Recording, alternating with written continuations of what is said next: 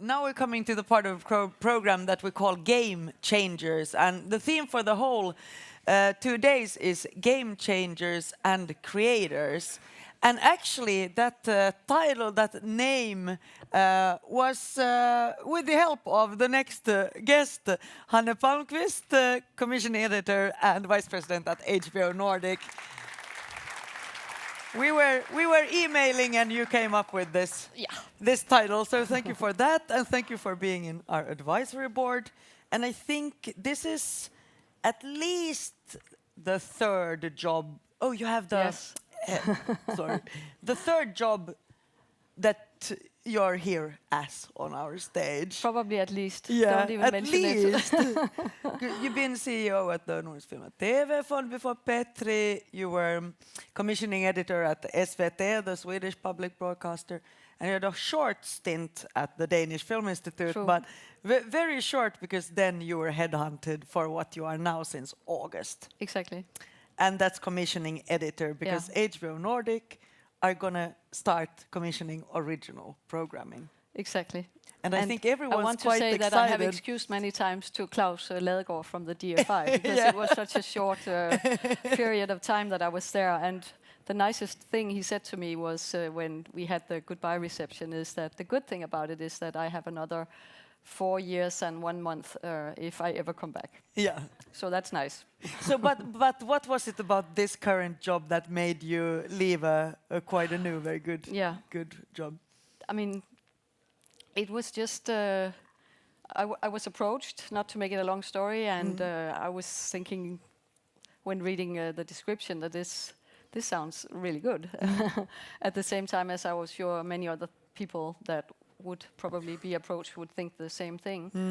But when it eventually was a possibility for me to say yes, then I just had to do it for very many obvious reasons, I think, but also in regards to getting back to the situation that I am in now, where I'm working in a Scandinavian, Nordic environment instead of what I did at least at the DFI, more in a national environment. And I am kind of a Scandinavian deep down. I lived in Norway, as you know, all of you, and Stockholm, and now in Denmark, back in Denmark. I think it's a great little region that we are, with many possibilities within each other, but also when going out, meeting the international environment. And I know everyone is very excited to hear what your plans actually are, because there's been rumors. I've seen you on stage in Helsinki in the fall at Helsinki Script, but let's start kind of with the basics, okay? And I'm very curious to hear all the rumors because I don't hear them. No, but so how much money, how many series, which languages, how will it work? Okay, so which languages out of the 5 Nordic languages will you commission original programming in? We commission. I would start to say that the platform HBO Nordic is to be seen and subscribed to in both Denmark, Norway, Sweden, and Finland. But as of now, we will only commission out of Denmark, Norway, and Sweden. So Scandinavia. Yeah, Scandinavia, and in those 3 languages as the main languages. And as we, of course, live in a modern world, then there might be other languages spoken in a local original series, and of course that will also be the case in an HBO Nordic series. But it's important to say that we are not looking for preferably English language and then with a dash of local language. That's not our kind of ball game. So you are looking for these languages? True original programming. And how many series will you commission per year? As we all know, it takes time to kind of get the engine going and get to the volume each year that we aim for. But 2 to 3 a year is the ambition. Of course, depending on size and in all kinds of ways of each series. And which are the different formats? We are quite flexible there. It's not that we have said specifically that we are only a 1 hour format or around 1 hour. We're also interested in getting into half hour, around that, even shorter maybe, more webisode, more young adult skew. So, I mean, the best of worlds is when it's the content that decides the format, and not the format that should decide over content. So, as much as you can that in the world we live in, then that's what we are going after. And what about the financing part? Will you fully finance, or are you looking for co-productions? What's the strategy there? I would say both. I foresee that there will be series that we will fully finance, and there will also be series where we will work together with the production companies, and they will come in with financing from abroad. But we have some territories that we want to have exclusively, and the Nordic region, not Iceland, but the 4 Nordic countries is an area that we need exclusively. So collaborations within And the Nordic. then you need the first window exclusively in these. Yeah, we need everything exclusively. Okay. The first and the second and the third. For all eternity windows. Yeah. Well, of course, and all the this reason is for that is that we want to, supplement the American primarily, but our foreign language, when we're looking at it from a Nordic perspective, content that is on the HBO Nordic side, we want to supplement it with original programming, and we want it to be especially made for the subscribers of HBO Nordic, and thereby it doesn't really kind of fit with then having a second window with someone else. No, So that's our strategy right now. And you started in August. Sure. So when do you expect to greenlight the first series? I would hope that it will be sometime maybe in the summer, around summer. And how many projects are you kind of developing, talking to now? Is it secret, or I'm trying to get some info. No, but I want to say that we are not aiming for having a very big and broad development slate, and then out of 10 we could go down to 1. Maybe that will be the case eventually. That I don't think, but that's not what we are trying to do. We are trying to be quite selective when we enter a project, and then really be in on the development creatively quite closely, but still leave, of course, the talent the space to do their work. They are the creators, and we are helping that. For now, we have, I would say, a good handful where we are in development, where we have a deal on that. And there are also a good amount of projects that we are looking at really positively. And well, if you greenlight towards the summer, then we could expect to see the first thing maybe fall 2018, or? Yeah, in best case, I would say, hopefully around there, or maybe early 19. But yeah. Okay, cool. Depending on also as is the world, what is the best time of the year to release this exact title. Of course. Okay, so now we covered the basics. No, but really, this is what we just need to find out.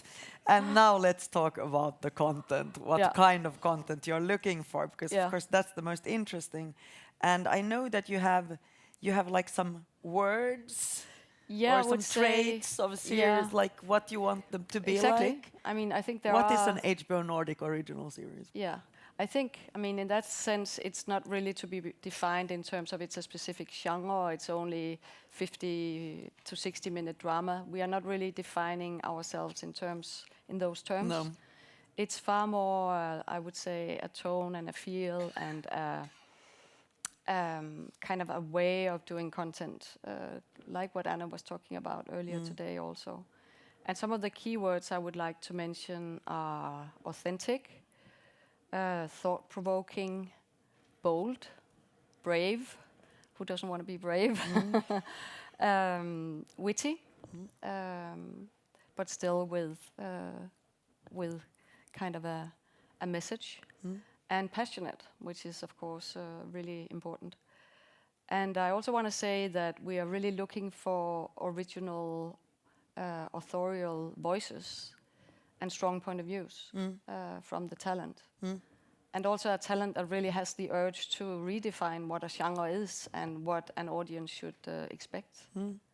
So maybe you could say some of the existing HBO series that you really like, Yeah. because I mean there's so many to choose from. But what's Yeah. your personal taste? If you could say three. 3. Oh God. Can I say 3 in 2 categories, maybe? Yeah, okay. Kind of. I'll give you permission. Then in the more heavy drama area, I would say definitely True Detectives season 1.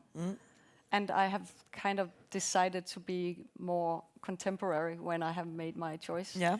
Because all the legendary titles, you can't help still being Yeah. totally in love with them. Exactly, but I mean, Sopranos is like 20 years yeah. ago, so it's. So True Detectives, old. the first season, I really enjoyed The Night Of. I hope all of you have seen it. If not, then please do.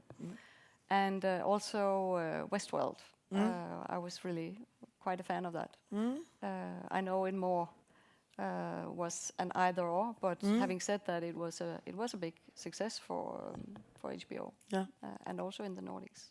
So, and these are like the heavy dramas, and the Yeah. other category, I guess, is more Then comedy. I think we should look at the lighter side, because some people forget that HBO is actually also really the funny channel, and and I think Veep is out of this world, Yeah. and that they can And continue. the Emmys think that too. Yeah, and that they can continue to be so crisp and sharp and smart. I think that's really a virtue.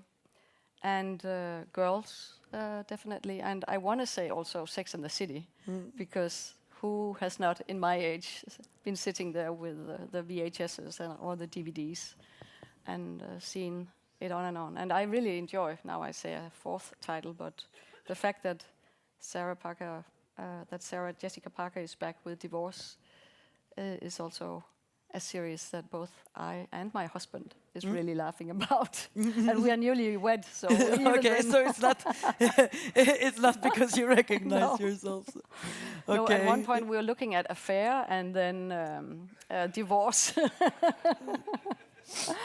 So, of course, HBO Nordic is an SVOD, and you still do the thing of releasing an episode per week. Yeah. So I guess you don't have the same pressure of measuring viewers. But how do you measure if a show is successful or not? I mean, needless to say, when you are in the SVOD business, then that you generate new subscribers is, of course, a success criteria, as well as all the time generating strong content so that the subscribers you have remain loyal and stay on the site. But other than that, it's really important that our titles are being talked about and being criticized, hopefully in a positive way, or in a way where at least where the titles bring topics into society that has an effect. And of course, it's also important that each title kind of lifts the bar of what HBO is and what quality TV drama is in general. So I would say there are many success criteria, not just the numbers. So if we think outside of HBO with your taste, like, could you name a couple of Nordic series that you it's that hard you also like? just Of course, to name a couple. The creators will probably be in the room. Yeah, that's a hard one.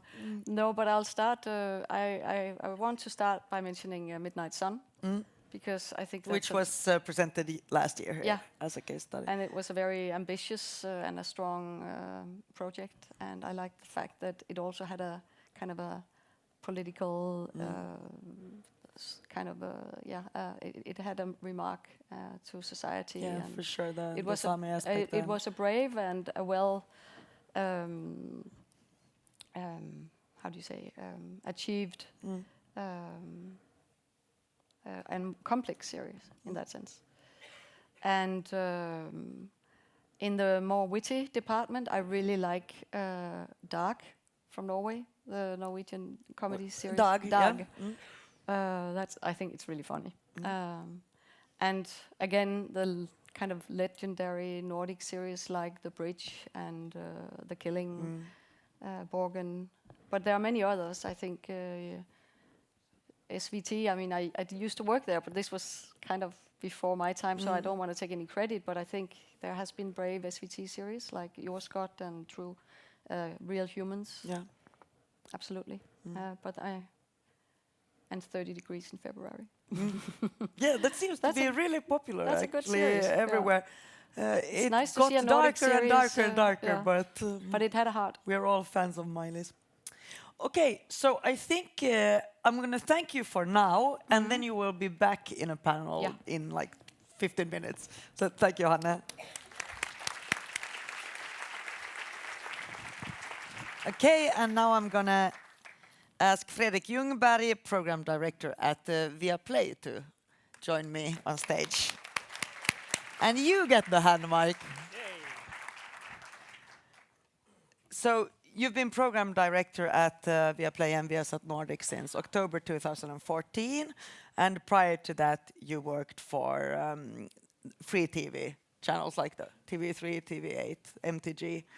And head of acquisition at SBS Sweden, so that's Kanal 5 and Channel 9 in Sweden. And it's really great to have you here, and I almost want to say finally, but it's not really finally, because Viaplay has been commissioning for like 1.5 years or something like that. It just feels like you're everywhere nowadays. Yeah. And now you're here. Now I'm here. Finally, Absolutely. which we're very, very happy about. So let's start with the basics with you as well. So Viaplay is an SVOD that can be seen. Is it the same that it's just Iceland that is left out? Yeah. Poor Iceland. I know. Everyone But who leaves them knows? out. Why? I mean, I guess it's because there are 300,000 people, so it's not the biggest market. But considering that, they produce really impressive Yeah. stuff, and Absolutely. they also like to look at good stuff. But so it's the 4 other Nordic countries. Yep. And now you started commissioning. Are you commissioning original material in all these languages, or? So far, only Swedish, Danish, and Norwegian. But what's the plan going forward? I think there's a picture. The plan is, of course, to cover all markets, but not with the same volume, because they obviously travel in different ways. And why do you say obviously?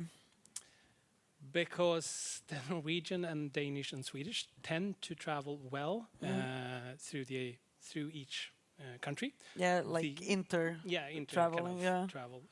The Finnish so far has been harder to get to travel to the other 3 countries. I think this is changing. We had a focus on Finland here, and there's a lot of interesting stuff going out of Finland now. So Totally agree. we are kind of like, I'm from Helsinki original. We used to be like the cousin from the kind of countryside, but I think Finland is catching up.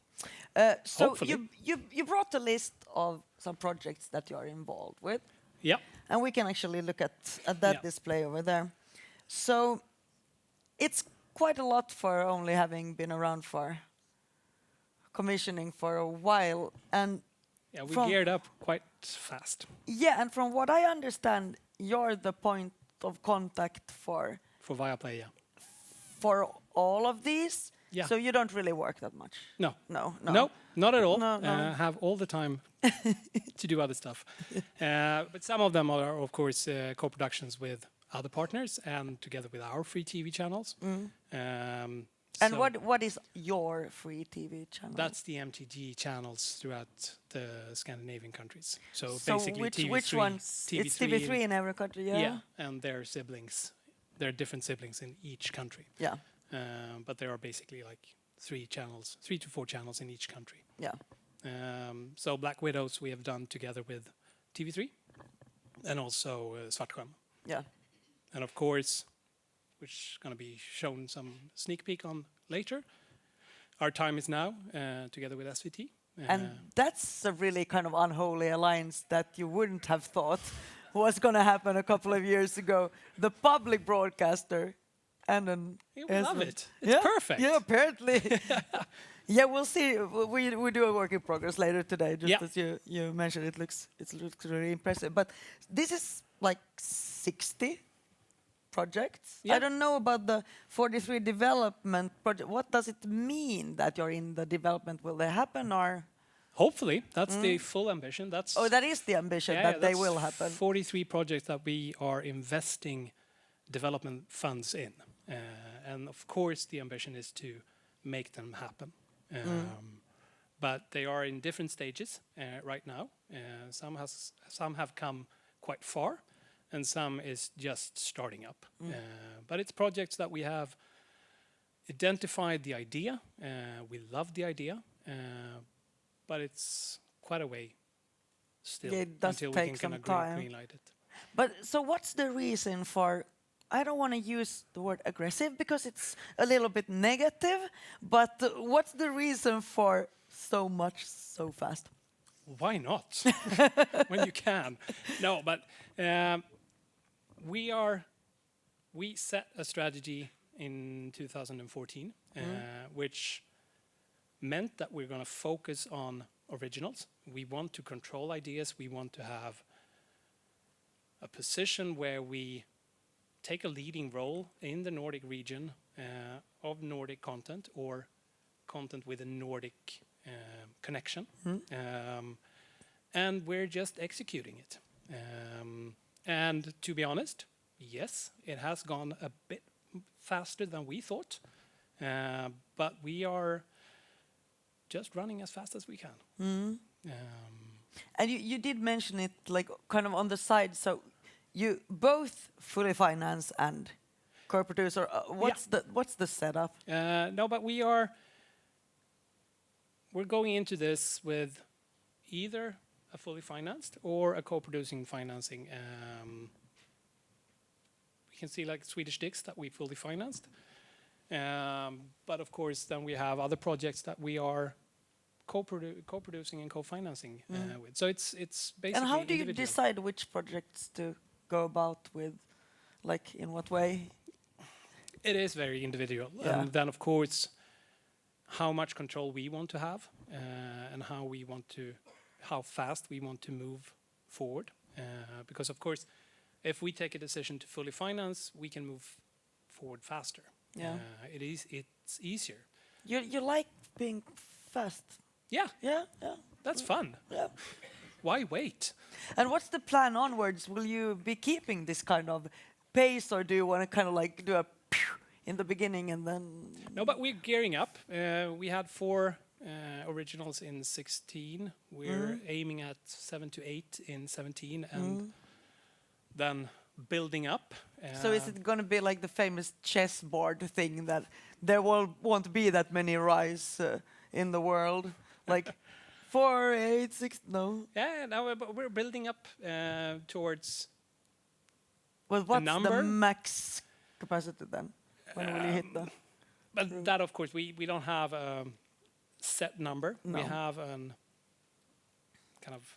We are aiming at a certain volume over time, and this is, of course, building up on number of series, but also building up an inventory of episodes. Yeah. To in a couple of years have a larger volume of original content that we can kind of feed to each other. The audience, when they come in, they find one series, and then we can kind of push them towards other stuff. So basically, we're gearing up for around 2020 have large enough volume to drive Viaplay forward and take the position of a leading provider of Nordic content. This strategy is a bit different than HBO Nordic's strategy. It sounds, but what is a Viaplay series? I mean, do you want to, because they have the thoughts around what an HBO Nordic series is. But for Absolutely. you, what is there something like a typical Viaplay series? I think that we are, of course, two different. We are both SVOD platforms, but we are two different beasts because we are a very broad platform with everything from kids up to sports. We're very broad in our offering, and that makes it, of course, because we are seeking content in all these areas. We're going all the way from, and you can see that on the list, that we have a Christmas calendar towards kids, we have broad shows, we have cable-ish shows, we have a sport documentary, which is the Inside Alexander Gustafsson. So we're trying to... That's the Mauler. Yeah. Yeah. So we're the trying to MMA cover fighter. all different parts of the Viaplay offering and be represented with originals in every category. Yeah. So it's very hard to say this is a Viaplay product because there can be a lot of them. But how do you and your colleagues choose which projects to enter? Of course, we have the fantastic situation where we have loads and loads of data, since we can track our viewers and users on a very, very detailed level.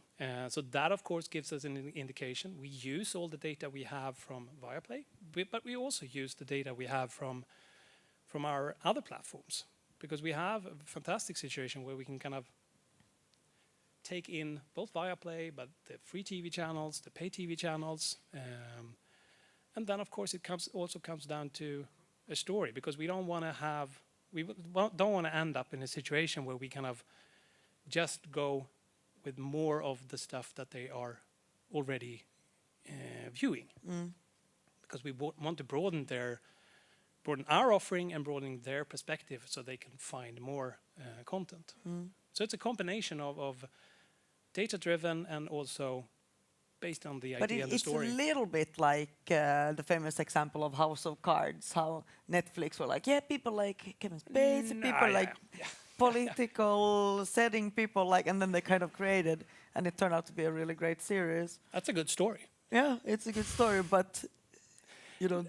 No, but I think you have data can tell you up to a certain point, but then of course you also need to find the creative team behind, believe in the idea. So there's a lot to it, but the combination of everything makes a good ground to build from. And of course we also have a lot of acquired stuff coming in, and we need to make our schedule the coming years maximized, so we can we don't get an acquired show that is exactly the same as something that we produce. So we must map them towards each other as well. Yeah, of course. I wanted to talk a little bit about Occupied season 2, because that's an interesting story. The first season was commissioned by TV2 Norway. Yeah. And then they couldn't finance the second season, so you picked it up. It's going to be screened there, but it's your series. Why did you want that project? And we're going to see a trailer of it later tomorrow at the showcase as well. No, but we obviously love the show, love the first season, love TV2 for bringing that show to the audience. I think that was brave of them. And we were surprised and super happy when we got a call and a question if we were interested in going into season 2. And it was a very easy decision because it's such a show. And it was really, it was very successful the first season for being on that channel, right? Yeah. So I think it's their biggest. From our point of view, we think that it had really good numbers. And we are also super happy that TV2 also joined for the second season, even if it's not launching on TV2, but I think it's important that they are a part of it because it strengthens the case. Since I have you here, I want to talk about Embassy Down, because I only read one article about it, but it sounds like it's going to be pretty awesome. So can you tell us about that series? But that is also an amazing project. It's such a brilliant idea, and So just give us the basics of what's it about. the U.S. embassy in Copenhagen gets taken over by terrorists. That's basically the setup, and then the series plays out from there. And it's very current, sadly, and just a great story. And it also here's an example. And what's the talent behind It's Henrik Bastin in Fabrik? Fabrik, and Who's then you doing have Bosch? Yeah. He's always invited, and he never never comes. But he will be on stage here next year. Yeah, hopefully, when we launch that one. He always wants to come, but then it's a time. Whatever. Yeah. Then we have So- Red Arrow, and we have Nordisk Film. Yeah. So it's an amazing project that we look enormously forward to launch. And it's And also when will it start airing? in 2018. And it's also one of the examples where we kind of see it's an international format. It's English speaking mostly, but it has a Nordic connection. Okay, I'm just want to finish with your taste, because now it's like 60 projects. So if you would, I guess this is like picking one, like which is your favorite child. I won't make you do that, but if you see beyond Viaplay, could you name a couple of favorite series that you have, both non-Nordic and Nordic? I have a very strange taste, but I like everything for that. Right now, I'm very, very into Lethal Weapon, the remake. Oh, is there a TV series of Yes. that one? Oh, I missed that completely. I'm Wow. I'm a hardcore Simpson fan. Yeah. I love Jordskott, Yeah. and the old Den som dräper. I think it's absolutely smashing, and Dikte. I also love very much. So I'm kind of all over the place. Which is good since you are You making are- a I lot of am. different kind of shows. Yeah. Okay, so thank you, Fredrik. You're gonna stay on stage. We do like a mid applause, and you can hold on to the mic. And then I want to ask Hanne to come back, and then Anne Tomopoulos from this morning, and then the new stage for today, but definitely not new on this stage, Krishan Vikander from Pinewood Television. So, yes. And I'm thinking, since you already have the head mic, it's perfect that you sit on one of the individual chairs. Welcome. Thank you. And of course, Krishan is also in our advisory board and a close old friend of our event. And you've been on our stage many times, but then it's been as head of drama for public broadcaster SVT. And then to everyone's surprise, you quit and went off to London this fall. I actually surprised myself, and I also surprised my family. So I think everyone was totally surprised. So why did you want this job as director of co-productions at Pinewood Television? I think there's a lot of reasons to it, but from a personal level, I think that through my career, I've been kind of seeing my work as chapters, and maybe being in some kind of same arena or job or company for like 7-10 years. So, I mean, I truly love my work at SVT at the time, and I've been there for like, 10 years.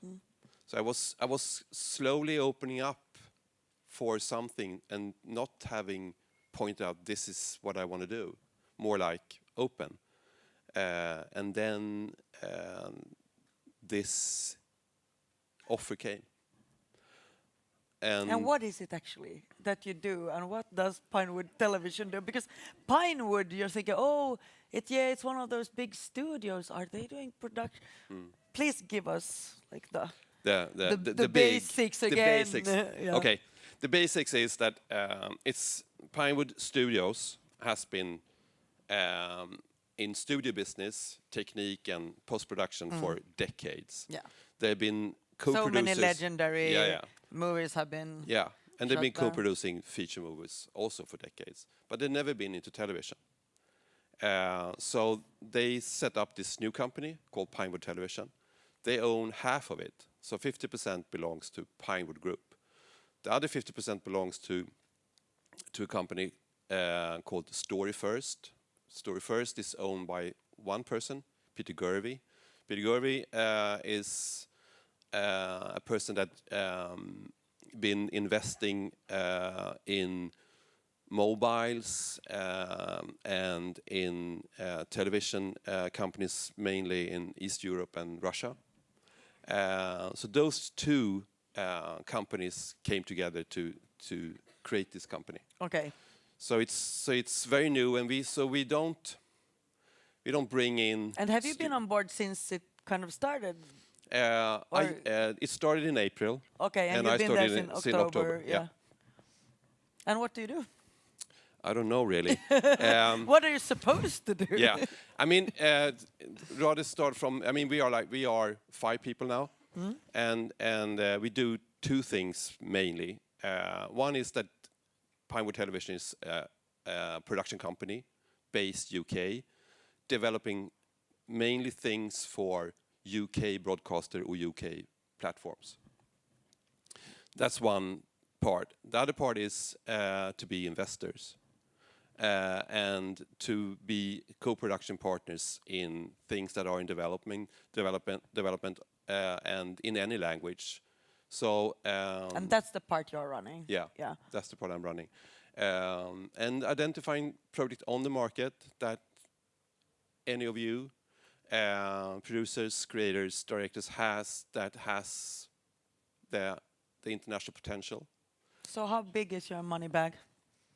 That's the only thing people are thinking about. Yeah.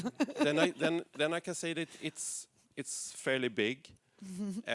We can come in with up to 40% of any production budget, That's a lot. and we don't have a limit in how many projects per year.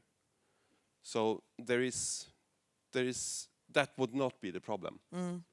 The problem is more like finding the projects, and I think we all know that there's a lot of competition, a lot of projects, and from an audience perspective today, my God, how do one find time to see all the good stuff?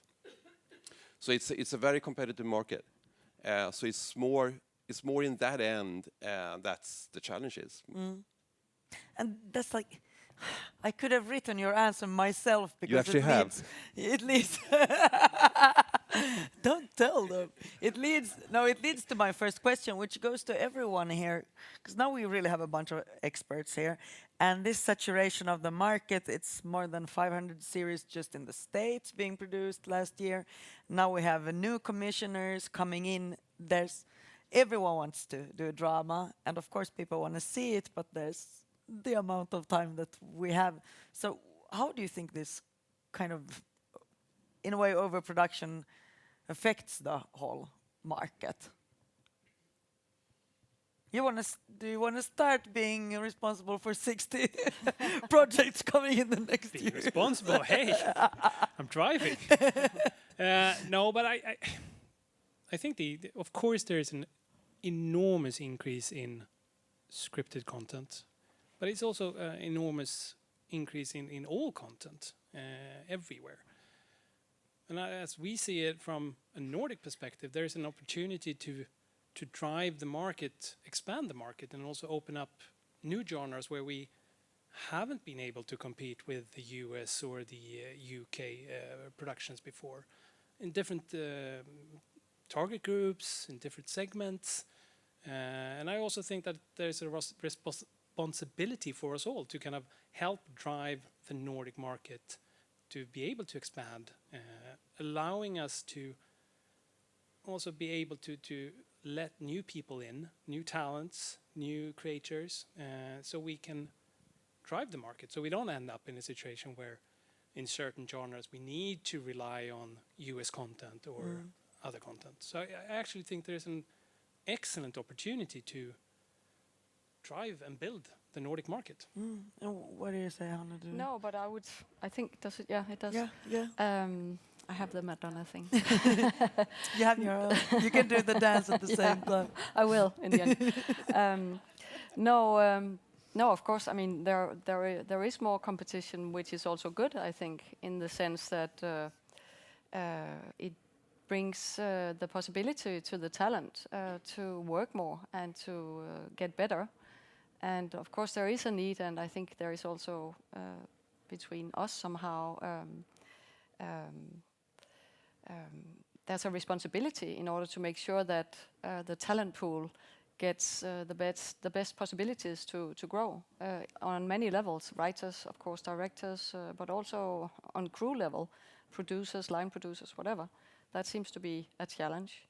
But I think also, I mean, competition also does make you think more, maybe, in regards to who you are and how you defined your brand. And I think this about also, are there too many series in the world? Are too many series being produced? I think it also has to do with us being the old ones, and we were used to knowing more or less everything that was going on and having time to see everything. And I mean, we don't read all the books that are published in the world, as well as we don't see all films and all documentaries. We just have to get used to the fact that we have to be more selective. And that's the problem is that everyone is talking about the drama series. Yeah, the it's books true. you can kind of get away with not having read, but the series you actually need to are, have seen. and you actually are expected to know. know. Yeah, you're and right. to And within discuss the it. business especially. That's where the shame comes in. Yeah, that's what we don't And want. the lies.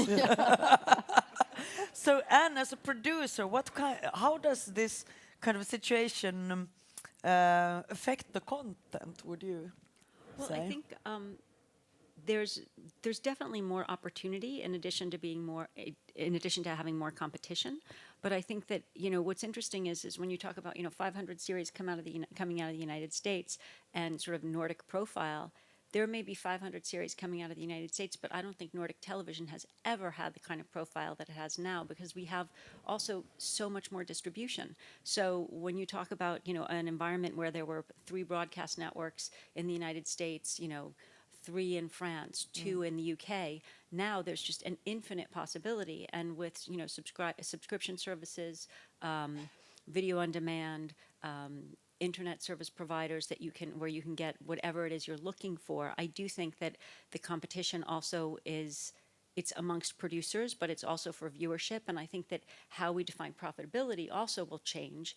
And at a certain point, the playing field will either have to even out, and certain things will rise to the top. Your appetite will go down. You'll say we can only make 10 shows, not 16.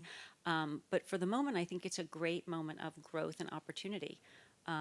For all of us, because it's a time of experimentation. So it's just that you feel, okay, it's gold rush / real estate bubble. You get this feeling like, when will it end and we will all be out of work somehow. Let's enjoy it while it lasts, folks. So, but I think that's not true, actually. Okay, Andrea. please. Yeah. Please contribute. I mean, it might be that, yes, it will not expand in the same kind of gold rush way, but why should it be all of a sudden that it should change into what it was before, where there were, 2 providers of content and so on? And I also think that Maybe it's just getting daily life, what we yeah, are exactly. we're seeing. And I mean, storytelling is as old as probably the campfire. And I also read this article about science around the brain, and it was about crime, why crime is such an international success when it comes to the brain, and it's said that the brain is so trained in finding the pattern, so everything that challenge the brain in order to see the pattern is something that we turn to and like to engage to. Okay. And that's why crime is such and I mean, how long time have you been on Earth? So I mean, crime probably gonna last for a while more. So no worries about that. The golden age, yes, it is because, as Anna says, a lot of possibilities, but not end in the sense that it's going to be a crash in no one gonna watch drama series on television or SVOD platforms or whatever it's called. Yeah. No. But I'm thinking in this changing landscape, we were talking about Our Time Is Now that we will see later, and it's between Viaplay and SVT, which is the unholy alliance. It's actually funny because Christian and I, we worked at SVT, as many others in the drama department, at the time when the deal was decided with Viaplay. Yeah. Okay, But so you're all So we are kind of May I brothers just in comment on arms. that? But I think it's also a symbol of our time that we're actually going to see a lot of unholy alliance and they will become things that we now can't really imagine in partnerships, and so yes. Yeah, this is- and my question around that is for you and Anne as producers. What kind of pressure does that put on producers? I mean, if everything is changing and every year we're sitting here on the stage and it's a new situation, you really need to stay on top with how it works. Can you maybe expand on that? Or if you want to start. Yeah. Yeah. No, but I just think that it's important that we kind of are open to new solutions, that we don't lock ourselves in the old habits, because there is an endless opportunity to find new structures, new business solutions, new collaborations. So I think we just need to be, everyone needs to be open for it. And we're not totally there yet, but we are. The whole market is moving in that direction. And I think the SVT Viaplay was a starting point, but there, as you say, will be so much more coming. And I think the only thing that holds us back is us. We must Really, be but open. aren't there challenges if you're thinking more like contract-wise and so on? Or But there's Super always ways to easy. work around that, Oh. if you want to. We found a solution on Our Time Is Now. There is absolutely possibilities to find new structures. do you have something to comment? I within think that great stories will always, rule the day, and whether or not they're in a traditional format for a traditional network, or if they're in 10-minute increments for, a telephony company, or, serialized binge-worthy for SVOD. I think the thing that we all need to be aware of is exactly what Christian said, is a certain flexibility in terms of the way we're telling stories and the way those stories are delivered, and just to continue to push and just to see what, not to necessarily try to design things to be controversial for that sake, but recognizing a story or something that needs to be, it excites you and interests you. And if you need to push a rock uphill in order to, get Frederick to put it on in a certain way, or get Pinewood involved, or talk to HBO about it, that you are passionate about the story, and that if the story is suitable and if people are willing to be courageous and collaborative, it will happen. It's like it's always been. You just have to fight for the stories that you love, and sometimes it takes 5 minutes, and sometimes it takes forever. But And I that's the really business loved we're in. your story about going out of the meeting with £800,000 per episode. But would you say there are, and this unholy alliance, blah blah blah, are there some trends within how co-productions work nowadays? And do you think it's pointing in some direction? Because you said, well, we don't know how it's gonna end up, but if you would speculate a little bit. Trends, yeah. One trend obviously is that there is now partners on the market that pay 100%. That's definitely one trend. But also on that theme, I discovered that behind that kind of profile, you identify that also they are open to co-productions when you scratch a bit, and when you have the right stuff. So it points for me in the direction that co-production definitely is still the thing, and with hourly prices going up to such levels that we have today. I mean, coming from the Nordic territories, learn to be smart about how we produce things. It's to be on this market and follow the price, and hearing. I'm leaving the question now. I Yeah, realize. please. But hearing. I'll reel you in if Nobody. you I mean, need to. meeting commissioners that describe quality as a per hour cost. We don't do anything below this level. Okay. So it's really quite crazy. But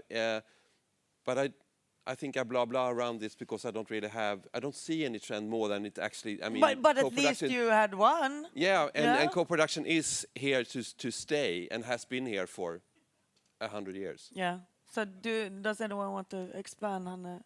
No, the only thing I thought of when you were showing Britannia, and I was thinking about Taboo, also that is this co-production between BBC and FX. I was just thinking, okay, there are these blockbuster series that maybe are so, obviously, I mean, Game of Thrones is there also, but I mean, these really costly series that needs to be co-productions, even when you are among heavy money partners, maybe in order to come through.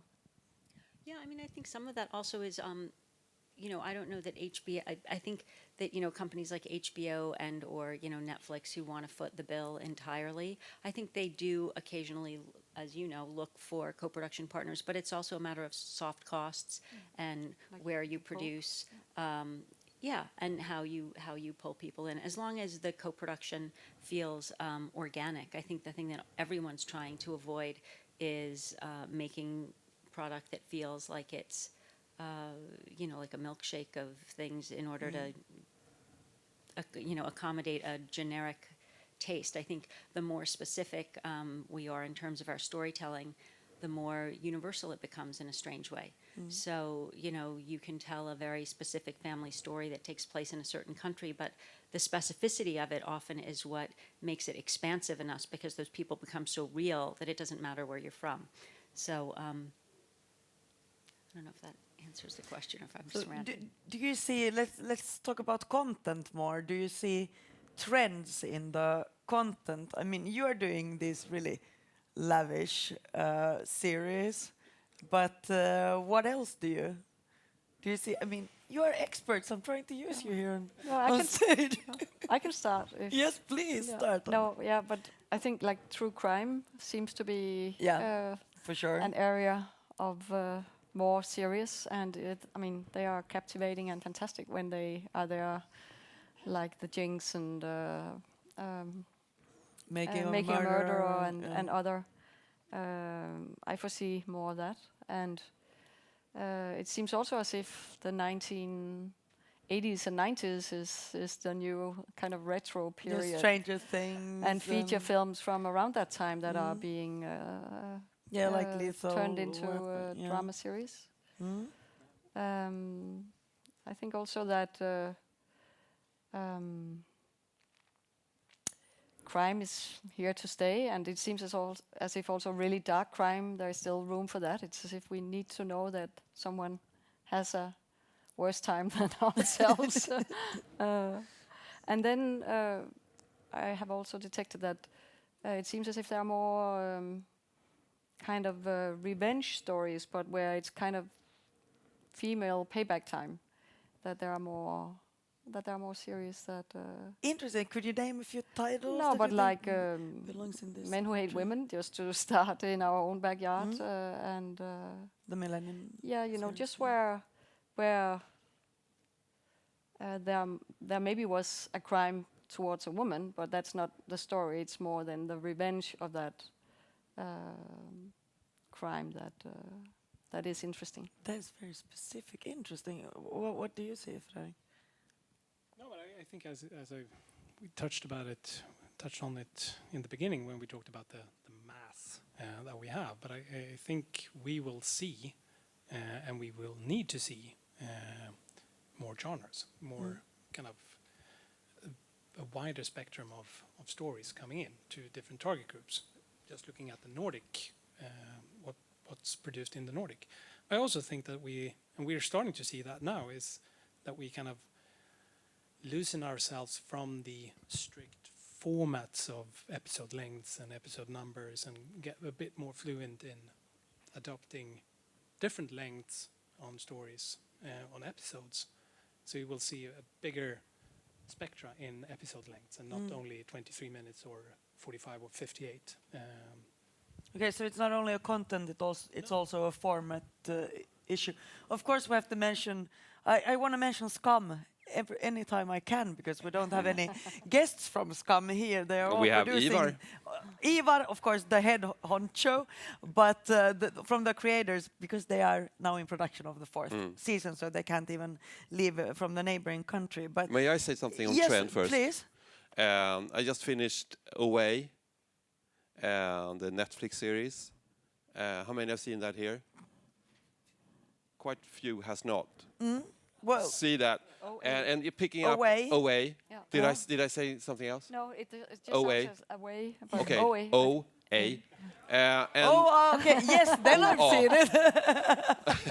Okay. okay. The Anyway, OA. but Fredrik said something about first of all that the episode length are very much varied, especially in that series. You can see the longest is I think 70 minutes, and the shortest like 31 minutes. Yeah.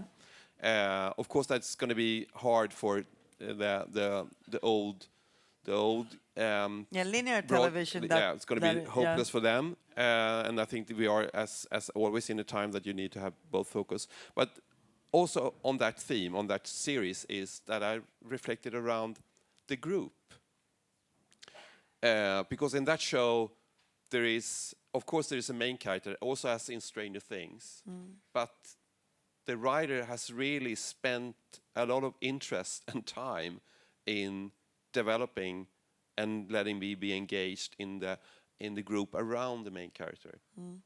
So there's something here that, and in both those series, there is also, they are kind of solitaires that need to engage to someone else, and it's also very easy to be engaged in that. I don't want to be alone thing. I want to connect to someone. So maybe that is a trend around the group. Vis-a-vis OA, I think one of the things that's really interesting about the way that show is structured and the way that you enter it is that I think the creators and Netflix really gave the audience a lot of credit for patience, because it's a tough first episode to get through, and it's a long first episode, but something happens at the end of that first episode, which, just as I was ready to say, I don't get it, I don't think I'm going to keep watching this show, something happens, and you think, oh, what? Okay, when I'm going to watch the next one, which I thought was really, really interesting structurally, because they suck you in with little details that you think you can let go of, and then they bring it all together at the very end in a way that just catapults you into the next episode, which I think is a really interesting way of telling stories, as opposed to, you know, oftentimes I think, I don't know about you guys, but when you read a screenplay, you think, okay, does it grab me on the first 2 pages? What happens? Who's this person? And you're waiting for some big motivating event very early on. And the structure of the show is almost exactly the opposite.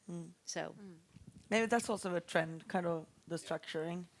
And with my very long Scum explanation, the story that was going to come, the question that was going to come in the end was about format, like the trends in formats, and you were touching upon that. What do you foresee there? Because I mean, for those that don't know Scum, it's a huge success in all the Nordic countries and as well in the rest of the world.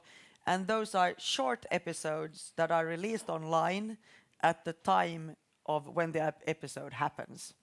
And then they are structured into weekly episodes. I mean, lot of thoughts around formats. I think that there is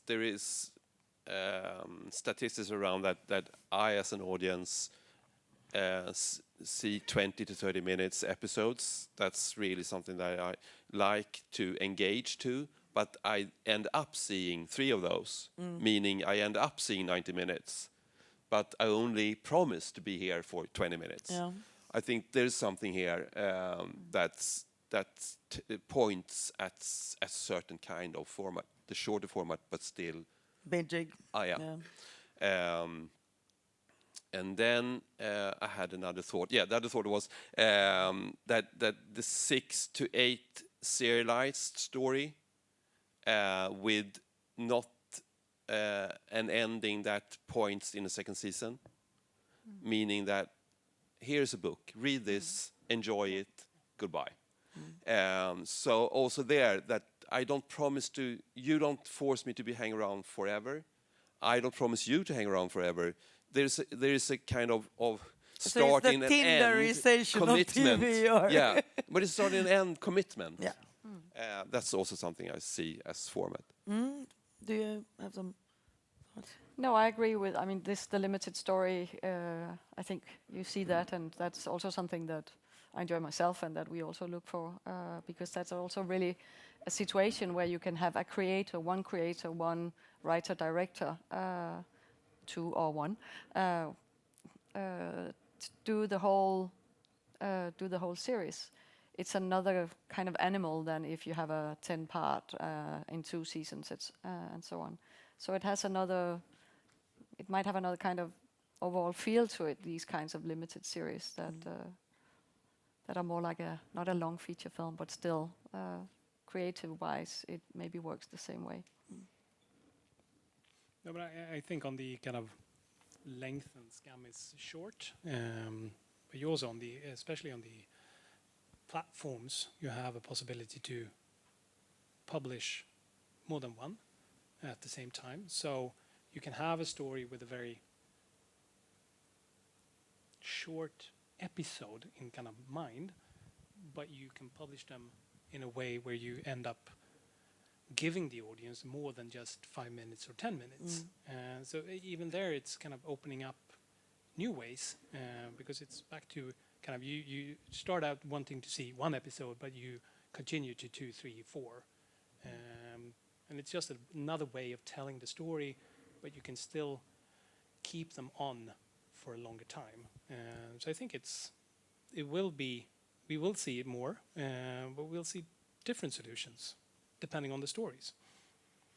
I come to think actually of an old title, a Portuguese, Sophia's Diary. That was more like a cross-media title, but kind of in Scam We had land. Nuno Bernardo was the creator. But it's kind of the same as Scam in terms of target group and a bunch of youngsters and what they were doing, and that was not just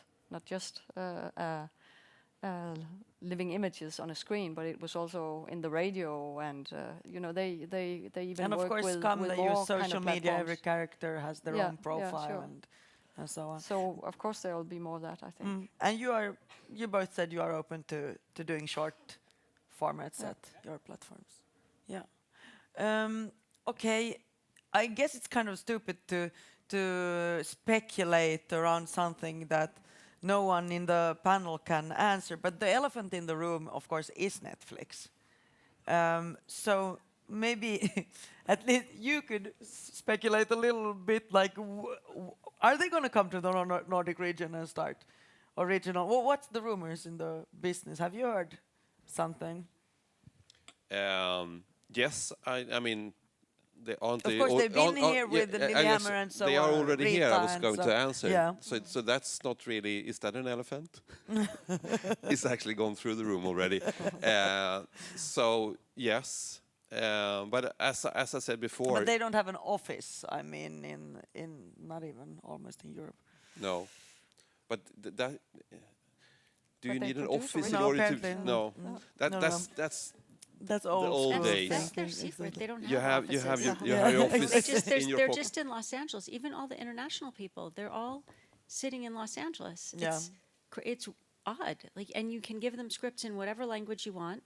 They throw it into whatever their algorithm is, and they come back at you and say yes or no, and then you just go do it, I guess. I don't know. It's just, it's so interesting because I was just with the international executives in Los Angeles 2 weeks ago, and I couldn't figure out who could read in what language, who was from what country, but they all have sort of, I know it when I'll know it when I see it, a certain idea of maybe what they're looking for.